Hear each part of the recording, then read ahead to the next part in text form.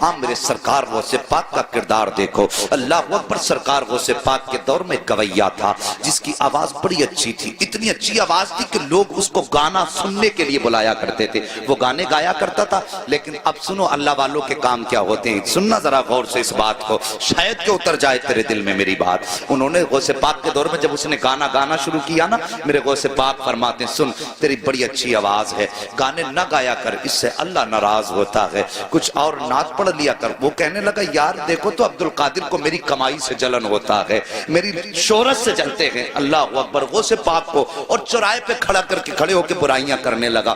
آج بھی کچھ لوگ ہوتے ہیں نا، ان سے کہہ دو کہ صاحب یہ کام نہ کرو تو کہتے ہیں نہیں جی تم تو میری برائی مجھ سے جلتے ہو، میری ترقی سے جلتے ہو۔ اللہ اکبر، ایسے ہی اس نے جواب دیا۔ وقت گزرتا گیا، لوگوں میں اس کی بڑی مقبولیت ہوئی، وہ پیسے کما کے لاتا تھا، گھر والے کھانا کھلا دیتے تھے، لاتا تھا کھلا دیتے تھے، لیکن یاد رکھو ہر چیز کی ایک عمر ہوتی ہے۔ اور صاحب کبھی یہ سوچ کے گناہ نہ کیا کرو کہ بڑھاپا آئے گا تو توبہ کر لیں گے، ابھی تو جوانی ہے، ابھی تو دیکھا ہی کیا ہے۔ نہیں جی، عمر کے کسی بھی حصے میں موت آ سکتی ہے۔ قسمت والے ہوتے ہیں جنہیں بڑھاپا ہاتھ آ جاتا ہے۔ اب تو دیکھا کہ سفید بالوں والے بستر پہ لیٹے رہتے ہیں اور جوان لوگوں کے جنازے گھروں سے ہم نے اٹھتے دیکھے ہیں۔ یار موت کی تیاری کر لو، موت کی تیاری کر لو، اللہ کے بندو موت کو دور نہ جانو۔ موت ہمارا پیچھا کر رہی ہے، ہم موت سے بھاگ رہے ہیں لیکن موت ہمارے پیچھے ہے، ایک دن آ کے ہمیں پکڑ لے گی۔ اور وہ پاک فرماتے ہیں سن تو توبہ کر لے۔ اس نے کہا نہیں تم جلتے ہو میری ترقی سے۔ وقت بدلا، گلے میں اب اس کے بڑھاپے کے اثر آئے، آواز دبنے لگی، لوگوں نے اس کو بلانا شروع کر دیا۔ لوگوں نے جب اس کو بلانا شروع بند کر دیا، جب آواز ختم ہوئی لوگوں نے بلانا بند کیا، پیسہ ختم ہوا،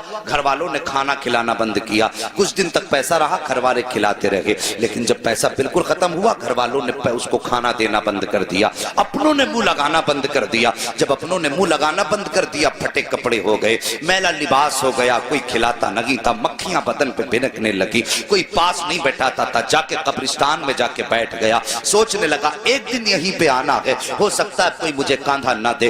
یہ سوچ کر کے قبرستان جا کر کے بیٹھا، دنیا مخالف ہے، کوئی کاندھا نہیں دے گا، مروں گا تو یہیں رہ جاؤں گا۔ لیکن اللہ اکبر، ایک دن اسی قبرستان کے پاس سے میرے سرکار غوث پاک کا گزر ہو جاتا ہے، اور وہ کریم ابن کریم جو ٹھہرے، وہ سخی ابن سخی جو ٹھہرے، اللہ اکبر، جیسی قبرستان کے پاس سے گزرے وہی لباس اس کا پرانا ہے، مکھیاں اس کے بدن پہ ہیں۔ میرے غوث نے قدم روک دیے، غور سے دیکھا، دیکھنے کے بعد پہچان گئے یار یہ تو وہی گویا ہے جو چوراہے پہ کھڑے ہو کر میری مخالفت کیا کرتا تھا، جو چوراہے پر کھڑے ہو کر کے میری برائی کیا کرتا تھا۔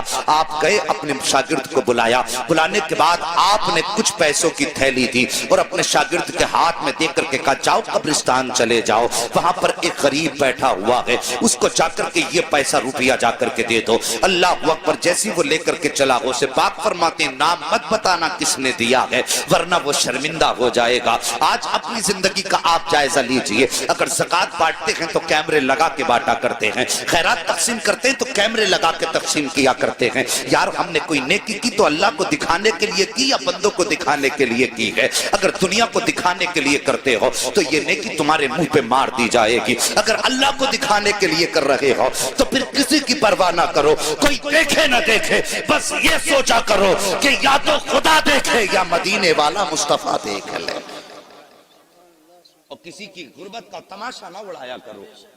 آج لائنیں لگتی ہیں، رمضان کا مہینہ آئے گا، خیرات بانٹیں گے دولت والے، اعلان کریں گے اس کی طرف سے کمبل بٹ رہے ہیں، وہ غریب جا کے بیٹھ جاتے ہیں۔ شرم نہیں آتی؟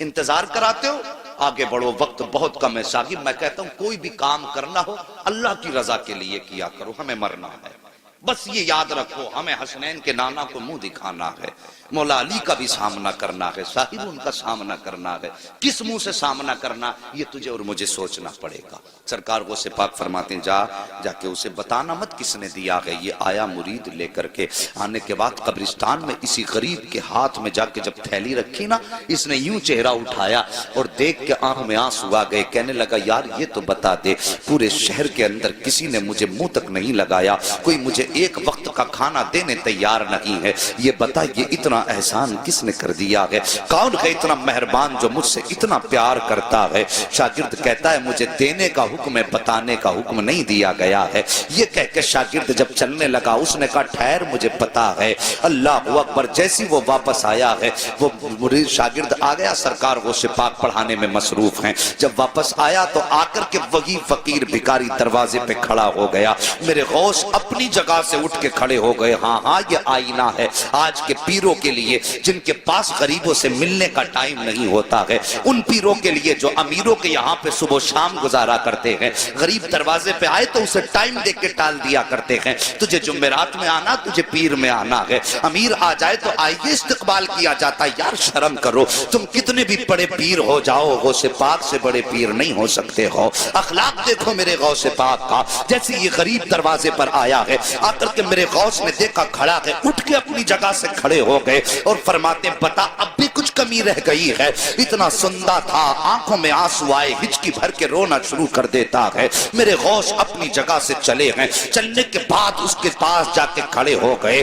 وہ کہتا ہے کہ سرکار میں تو یہ سوچ رہا تھا ساری زندگی میں نے آپ کی مخالفت چوراہوں پر کی ہے، ساری زندگی میں نے چوراہوں پہ کھڑے ہو کے آپ کی برائی کی ہے۔ میں یہ سمجھتا تھا میرا دشمن اگر یہاں پہ کوئی سب سے بڑا ہے تو وہ آپ ہیں، لیکن میں سمجھ نہیں پایا تھا آپ اتنے بڑے سخی ہو، اتنے بڑے کریم ہو کہ میں یہ سمجھ نہیں پا رہا ہوں کہ آپ نے میری اتنی بڑی بڑی خطائیں معاف کر دی ہیں۔ اتنا سننا تھا۔ میرے غوث مسکرا کے کہتے ہیں بتا اور بھی کچھ چاہیے؟ اس نے کہا سرکار مجھے یاد ہے ایک بار جوانی میں مجھ سے کہا تھا کہ توبہ کر لے خدا راضی ہو جائے گا، میں نے آپ کی نہیں مانی تھی۔ اب بس اتنا بتائیے کیا آج توبہ کروں گا تو کیا میرے گناہ معاف ہو جائے؟